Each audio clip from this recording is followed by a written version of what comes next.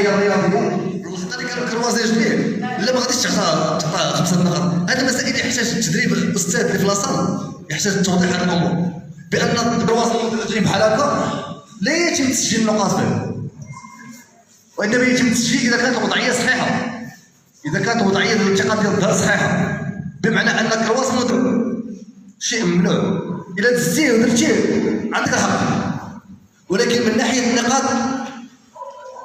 ما دايرش، وانما تقدر دير، وانما الا بغيتي تحصل على النقاط فالتحصيل على النقاط سيتم عبر وضعيه صحيحه.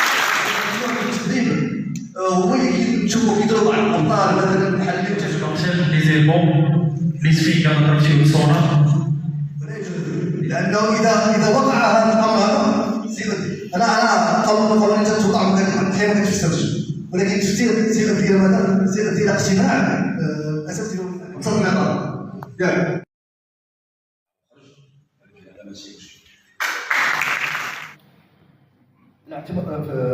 في القوانين اللي غادي يخدموا بهم بالنسبه للهواة والدراري الهواة من ناحيه الدور الاسقاطات، كاين بعض الاسقاطات اللي غادي يكونوا ممنوعين من اجل السلامه ديال المتمارين. السلامه ديال المتمارين كانت هي اقدس ما عندنا في النزال. بعض الاسقاطات تكون بحال مثلا خصوصا هنا وضعيه سيده ما خطيره على الخصم اللي يمشيو للدار. فما يتعلق بالضرب والاسقاطات تكون اسقاط الارض، يكون اسقاط يعني ما يكونش فيه شي بزاف كبيره بحال راه غادي نوضحوا لي تكنيك من بعد. التقنيات كتكون ممنوعين بحال الطرو السوبليكس قد الخصم هذا الشيء كامل على الضرب، كاع دوك الحركات اللي كيتهزوا على الارض غادي يكونوا ممنوعين. اما بالنسبه للاسقاطات اللي هما بحال اذا هبط طيح الارض كمل شحال